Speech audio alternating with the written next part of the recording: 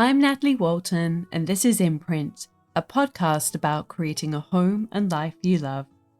Each week, I'm here to share with you some of the biggest lessons I've learned during my career and life. Some of them I wish I'd learned a lot sooner because they would have saved me a huge amount of time, stress, and even money. Many of these ideas could have accelerated my journey as a creative and business owner. I also feature interviews with inspiring creatives, entrepreneurs, and experts to help you focus on what's most important in your life. Today, I'm going to interview interior designer Cara Demmrich.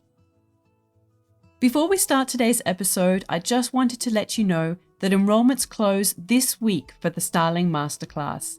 If you want to learn how to style with confidence and create visual stories that connect and create impact, you have just 3 days left to enroll.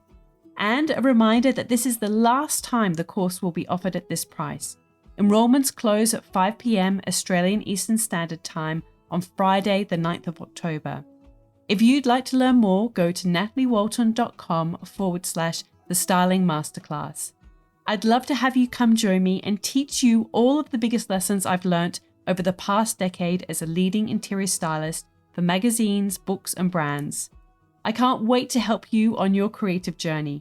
To enroll, go to nataliewalton.com/the Styling Masterclass. And don't forget, this is the last time the course will be offered at this price. Okay, back to today's episode. Hello everyone, I hope you're all well. I've got builders in the background, so if you hear any funny noises during this introduction, that's why. I will get straight into the introduction to today's interview. I went on a road trip recently and got to meet Cara, who some of you will know from the blog and her Instagram feed, Kyle and Cara. And it was so much fun to actually step into her home that she's recently renovated. And I'll share some of those behind the scenes pics on my newsletter this week. So you can just subscribe at nataliewalton.com. Anyway, we recorded this interview in her children's bunk room because it had carpet on the floor and it was nice and cozy and I love chatting her. So anyway, let's get on with today's interview and I hope you enjoy learning more about Cara and her creative journey. Hi, Cara. Thank you so much for welcoming me into your home. It's so lovely to see the space in real life. I've obviously seen lots of photos on Instagram and we're currently actually in your children's bedroom because there's carpet on the floor, but it's nice and cozy. And I've got so many questions for you. So I'm going to just get straight into it. One of the questions I always like to start with is just to kind of get a little bit more of an understanding of your childhood and where you grew up. And if you were creative, if that was part of your experience, if that was, what type of child you were, I guess. I wouldn't actually describe myself as a creative child growing up, to be honest. I was never really into art and things like that. And also at school, I was more drawn to like the academic type maths and science subjects. In my year 12 majors, it was chemistry, physics, math primarily. But looking back, I do see that like I've always loved doing things with my hands and like helping Dad with like DIY projects and just those like upcycling furniture or, I'm one of 9 kids altogether. So like if I wanted something, it was I'm going to make it for myself or I'm going to make my room nice in my own way, with very little money or no money. I didn't realize you were one of 9. Yeah, I've got a crazy big family. Whereabouts did you grow up? I grew up on the Central Coast and we moved to Newcastle when I was in year 5. Yeah. Okay, so then coming back here is a kind of coming home of sorts for you then. Yeah, when I was in my 3rd year of uni, Kyle and I were together at that point. We've been together since we were 16 and my mum decided I was still at uni and living with mum. Spent a lot of time obviously at Kyle's house. He lived around the corner in a boys' house. And mum decided to suddenly move to Queensland and I was like, well, I better find somewhere to live. And I found somewhere back on the Central Coast.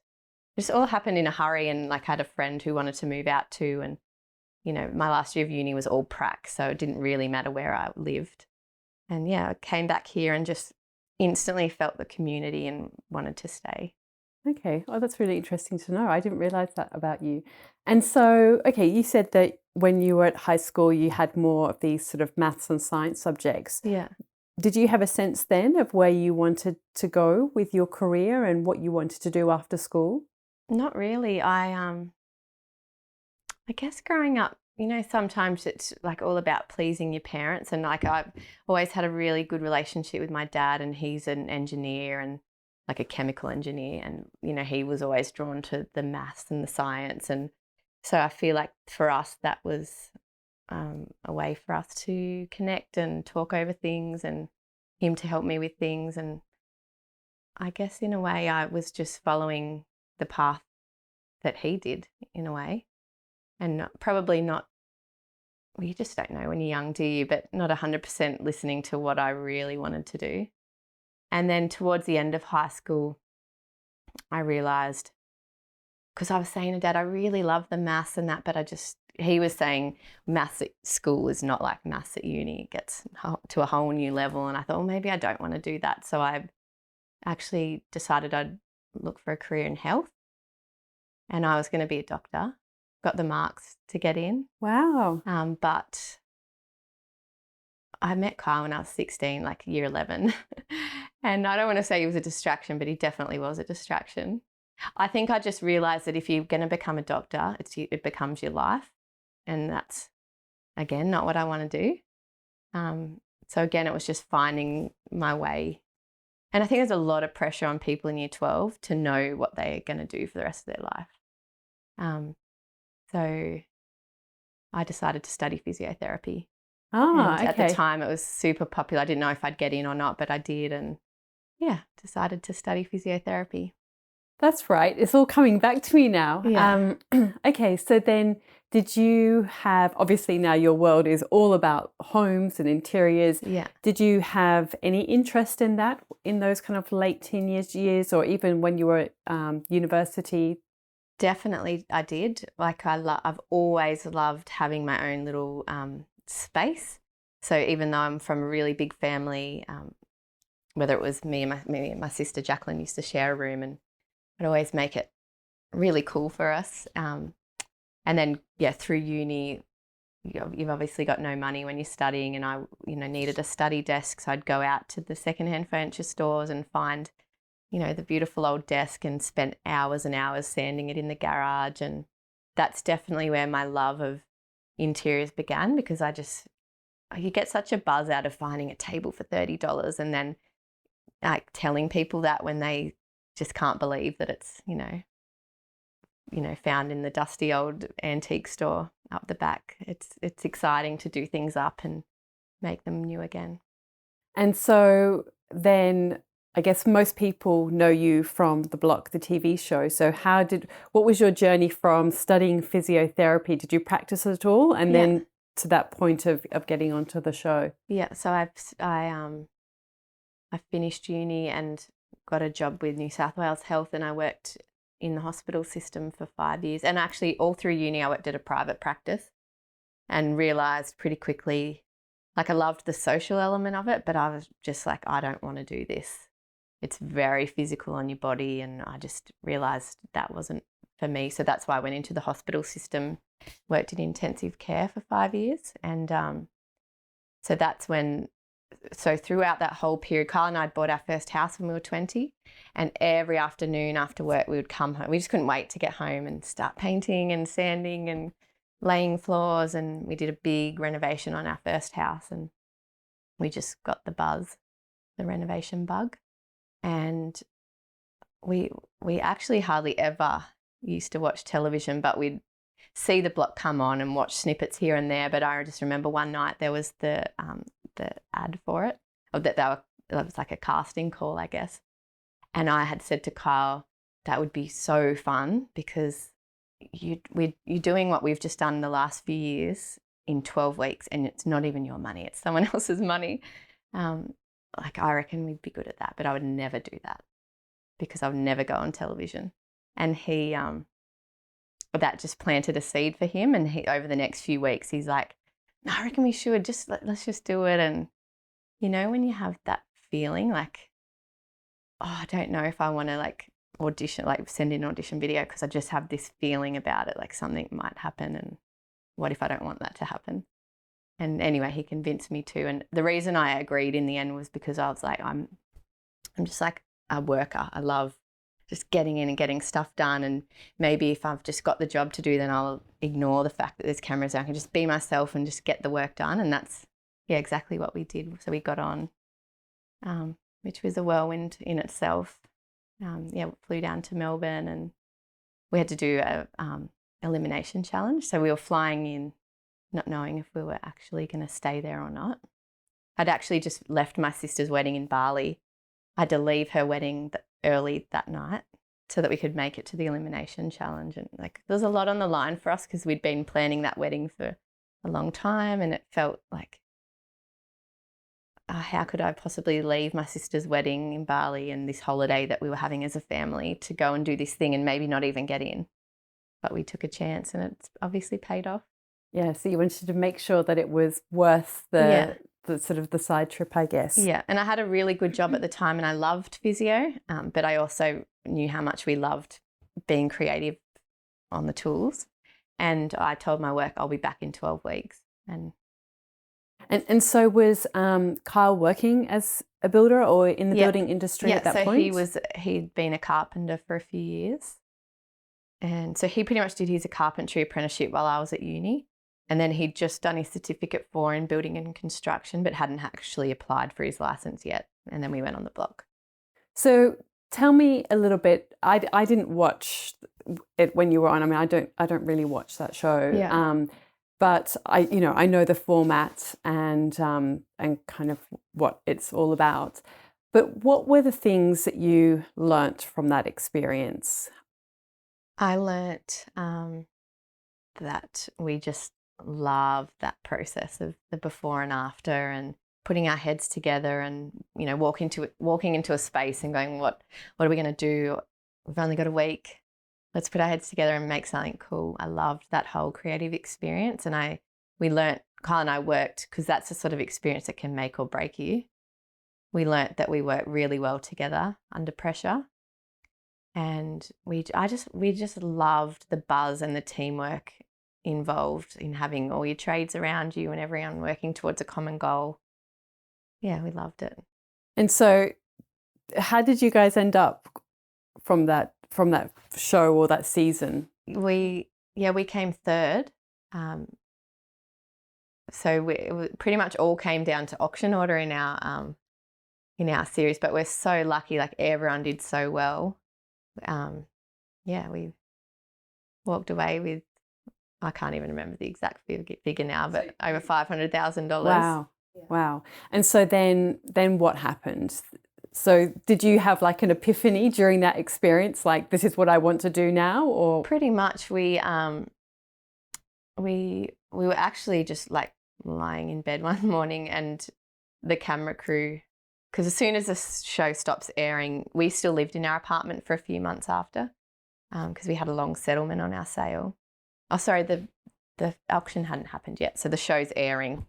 And we knew that if we wanted to we realised how much we loved the experience, and if we wanted to keep doing that, then now is our time to sort of put ourselves out there, because you're on national television every night and everyone knows who you are, and which is scary in itself, because we're really not that sort of people that would want to put ourselves out there.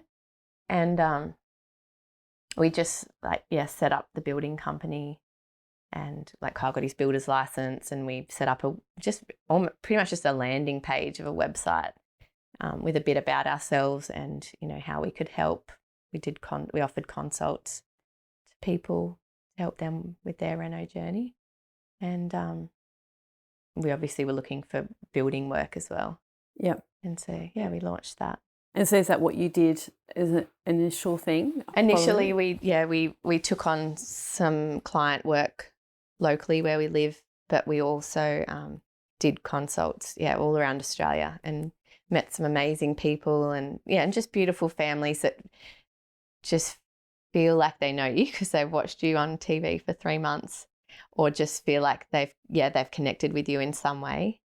And we met a lot of like-minded people, and had a great time, but realised pretty quickly that there's only 2 of us, and it's hard to scale that when people just want you to come into their home.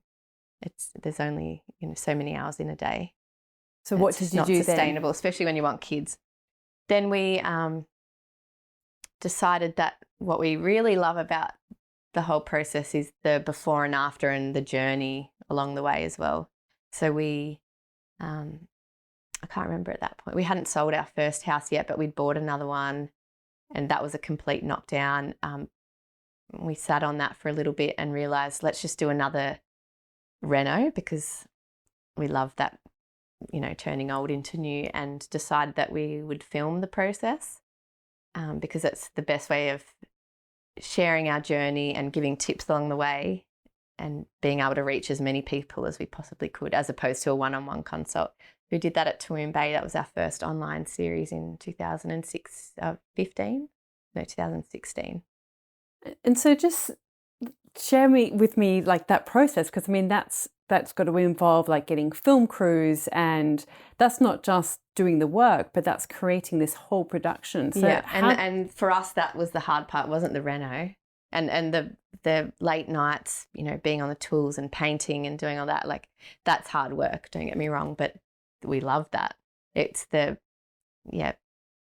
yourself out there with a reno. We're so lucky we had a beautiful friend, Tom, who we're still great friends with, who was doing a bit of video as well, and he offered to film it all for us. And we've got a really good graphic designer who Dan from Two Lanes, who had a lot of input, and we just sort of, and it wasn't something that everyone was doing 5 years ago, so we just wrote a list of every supplier that we were going to use, go out and buy products for, and then sort of just did, put ourselves out there to them and said, we're doing this, would you like to be involved in any capacity that you like? And just we were hoping like, oh, maybe 1 or 2 of them will say yes, and most of them did, so we felt really lucky about that we could do that.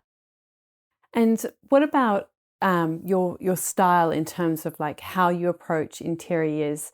Did that kind of evolve during that block process, or do you feel that it's kind of came into fruition more when you were doing Toowoomba, or how has that emerged, and how has it maybe changed even over the years? I feel like it's always changing slightly or being refined, or as you change, your style changes.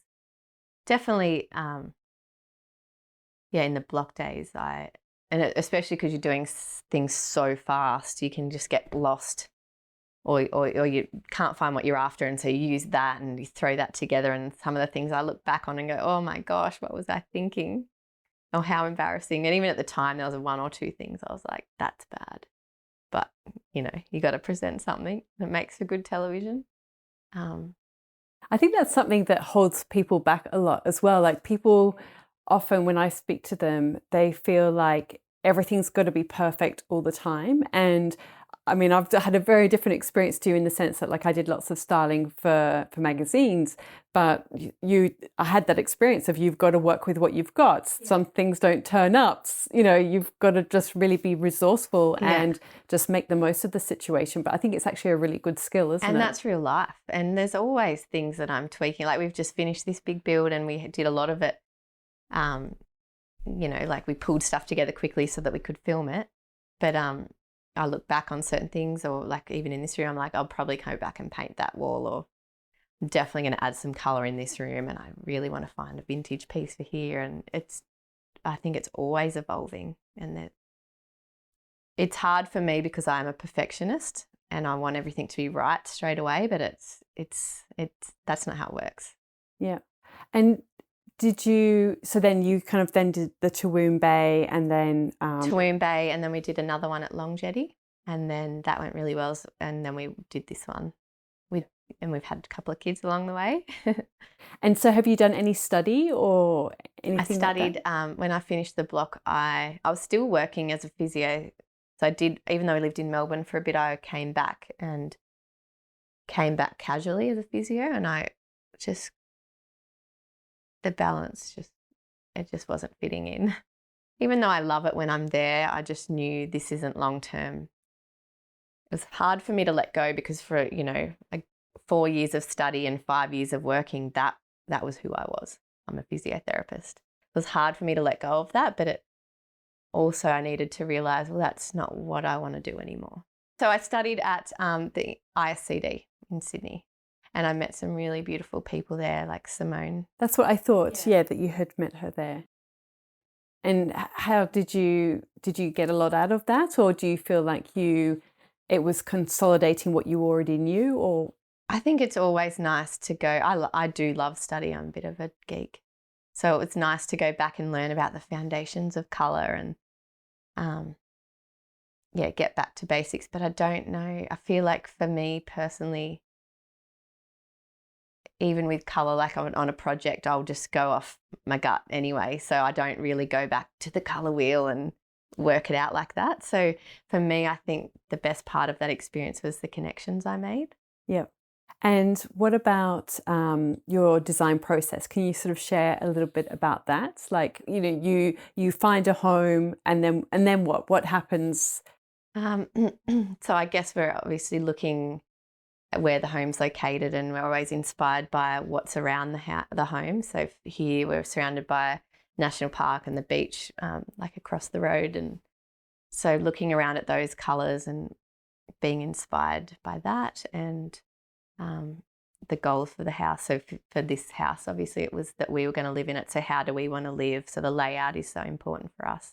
We wanted our yard to be in the middle of the block as opposed to a rear yard. So yeah, looking at layout first and foremost. And then I love mood boarding. So we've got a huge big board in our office, and for any project we do, I'll like pull things together for that, because I love being able to walk away and then walk back again with fresh eyes and go, oh, that's not working, and I really want this and I really want that, but I have to choose because I can't have it all. Like, need to pull back somewhere. Yeah. Well, that is again something that people often kind of say to me, or they struggle with this idea that, they might like lots of different styles, and they worry about their home becoming like a hodgepodge of styles. Yeah. What would you say to someone like that? What's your experience? It's home's so personal, so I guess you've got to think about how you want to live. And there's certain people that would be happy, like like they want more around them, and they're happy to live like that. But see, if there's too much going on, for me personally, I get a bit stressed. So I'm prefer to live a little bit more minimalistically, not completely, like there's stuff all over the walls in this room, obviously, but really just think about how you want to live and go from there, if that makes sense. I don't know if I'm answering the question. Yeah, no. I think it's so much about how you feel within a space. Yeah. And do you stick to rules, would you say, when you're decorating or designing, or No. How do you approach it in that sense? I think I'm just one of those people that goes, oh yeah, that feels right. That'll do. Yeah, or not that'll do.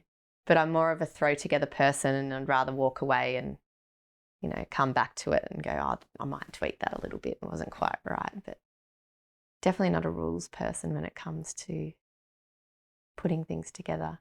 And how involved in the actual design process do you get involved? Because obviously there's almost like the architectural design, and then there's the interior design of the fixtures and the fittings, and then obviously decoration and styling. But do you employ an architect to sort of do the actual structural design, or is that something? No, our last 4 personal projects, we've just used a draftsman. We get along so well with them; they're amazing. But we usually go to them with this is what we're thinking, and they're great because they'll go, oh, that room needs to come out another metre, or spatially you need to just adjust this. But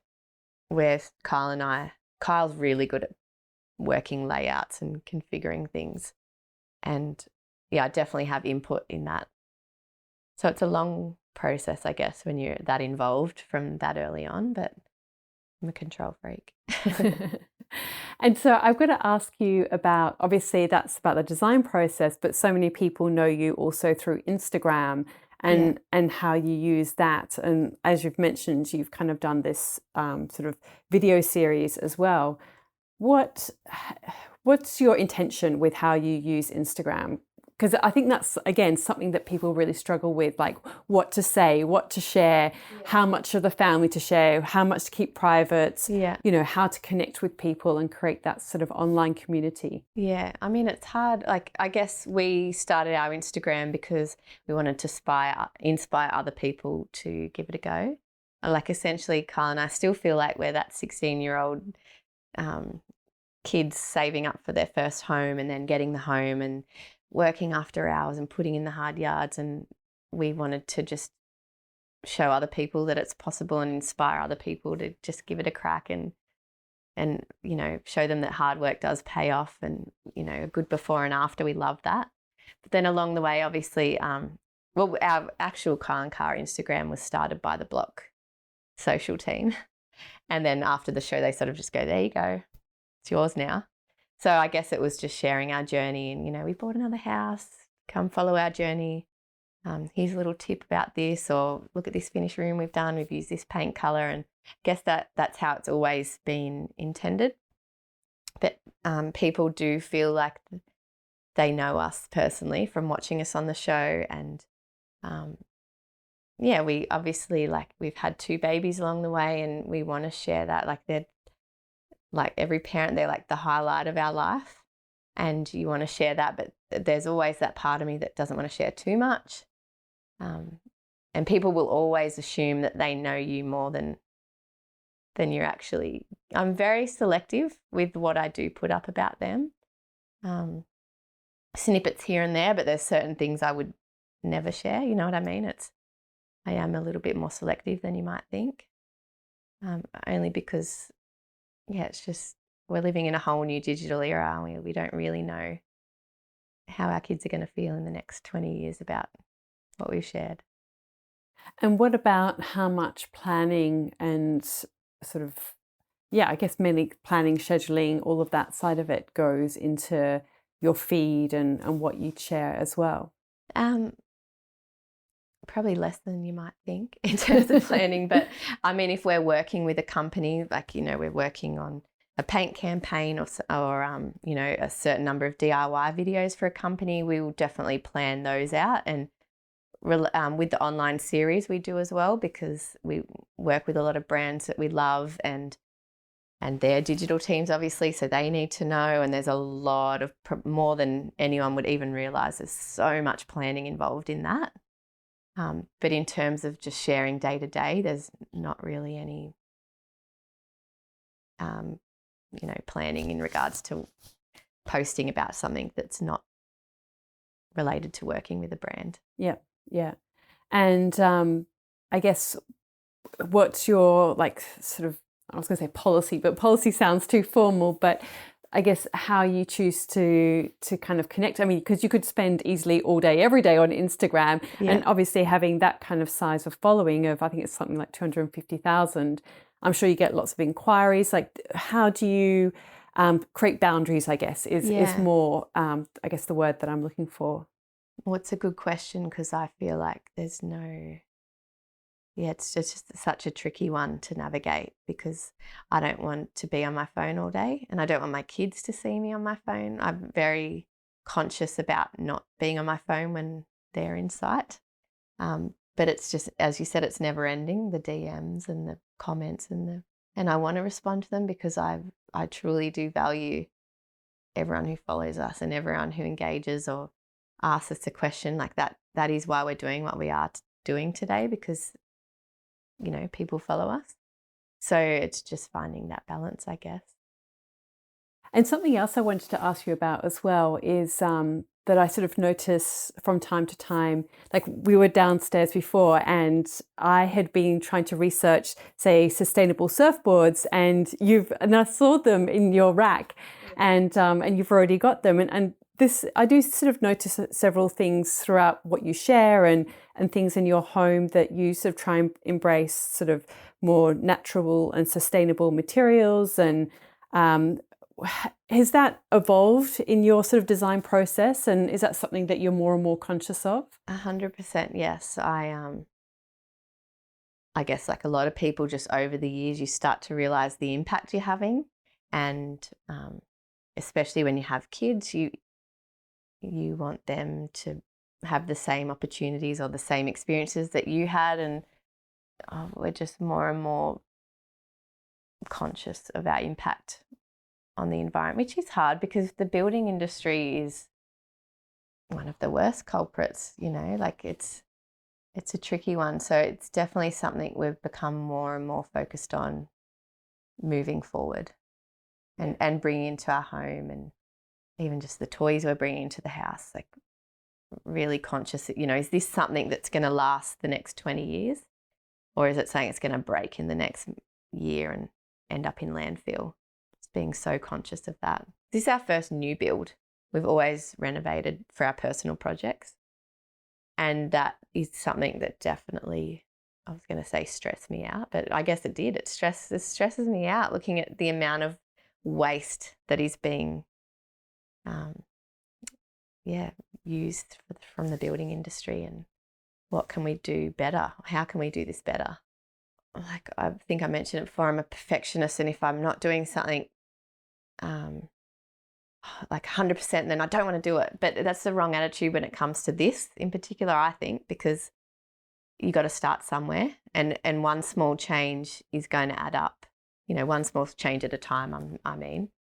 And you've got to, if you made everyone sort of change their habits all at once, no one's going to stick to that. So it's just, sharing the small changes that you're making and inspiring others to take those small steps, and then maybe we're all taking steps in the right direction, as opposed to, telling everyone to move off grid and live that life that's not really practical for a lot of people.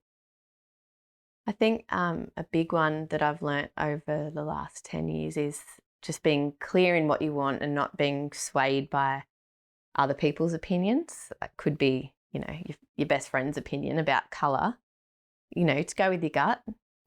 And if you really like something, stick to it and, take that path. Or it could even be something like, there's so many examples I could use over the years of where I've listened to a tradie because, no one does it like that, love. Like, but I want it. I've got a very clear example in our first house. I just had these 200 or maybe 400 by 400 tiles on the bathroom floor, and he's using these big spaces in the tiles, and I wanted them closer together, and he was saying to me, no, we use these thick spaces. And I'll forever look at that bathroom floor like, oh my gosh, those grout lines are huge.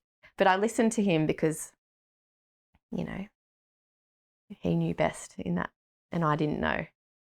Not saying don't listen to your tradies, their advice can be invaluable, but get other opinions if you don't like certain things. Like for our garage door at Toowoomba Bay, I knew what I wanted, and the first couple of quotes I got, the guys were saying, no, everyone does it like this. And I kept saying to him, but I don't want that. I don't want what everyone else has got. This is what I want.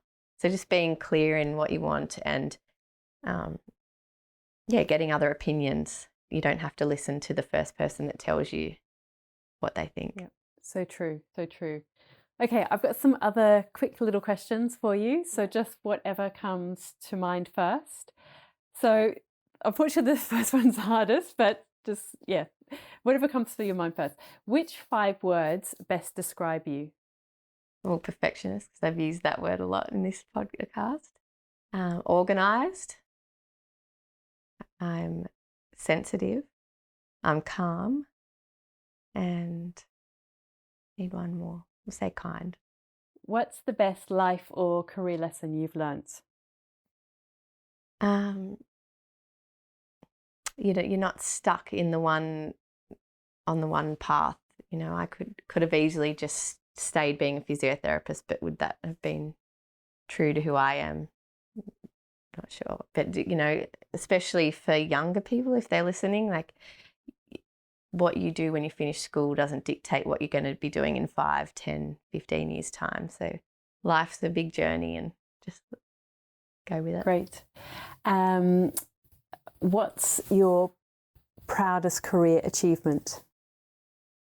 I think for us, producing the 3 online series, I feel like it's been a big process, big learning experience. We've learned a lot, and we're proud of what we've created.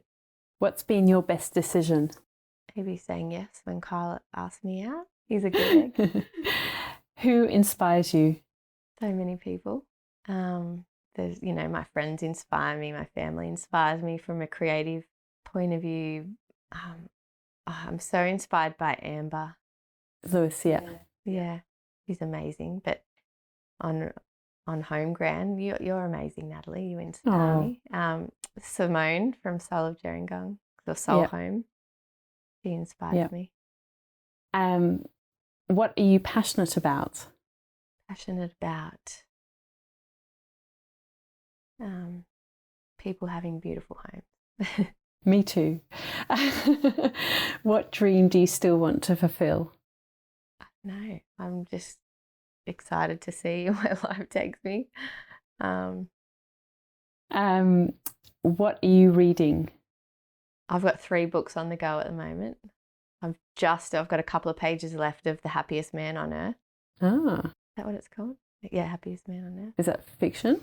No, it's a true story about a man who survived through the Holocaust, and it's gosh, it's an amazing story. I recommend it. Wow. I'm reading Women in Leadership by Julia Gillard. How's that? Well, I'm only maybe a chapter in. Okay. And it's interesting, but I needed to break it up with other books. So then I'm also reading Big Magic. Oh, yeah. Have you read that before? No. Yeah, I've probably read it about 2 or 3 times. The first time was a long time ago. Yeah. But I think it's one of those books that you can go back to. Yeah, I felt like it was a little bit slow, hence why I've got 3 books on the go.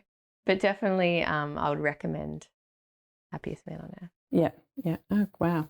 And what are you listening to at the moment? Do you listen to any podcasts, or do you listen to audiobooks or music? I listen to podcasts all the time. Well, actually not as much at the moment because I'm not spending nowhere near as much time in the car. That's when I would normally do it. The last one I listened to was your one. But I listened to My Millennial Money, like a money podcast. I've got a property podcast on the go. What's the property one that you listen to? The Property Couch. Ah. Property Couch. The guy's based in Melbourne. House of Style podcast. I love Australian birth stories too. Oh, really? I know lots of people are addicted to that one. And I love No Filter with Mia Freedman. I just feel like her interview style. I'm often, when I'm listening to one of her interviews, about like thinking in my head, but why? And she goes, but why? So I feel like our train of thought is similar. Yeah, that's good. Interesting. And what piece of advice would you give to your younger self? Don't worry so much, and don't worry so much about what people think. Just do what feels true to yourself. Yeah, nice thing to end on. Thank you so much for your time. It's been really lovely to hear a little bit more about your journey. Yeah, that's great. Thanks so much. Thank you. All right, everyone. I hope you've enjoyed this interview and learning more about Kara's creative journey. Before you go, if you haven't done so already, can you please take a minute to subscribe, rate, and review this podcast? It really does help spread the word to other people who might find it helpful. You'll find show notes for this episode at nataliewalton.com/podcast/25, because this is episode number 25. Thank you to Jaeger Media for producing this podcast and the people of the Bundjalung Nation where it was recorded. I look forward to connecting again soon. I'm Natalie Walton, and you've been listening to Imprint.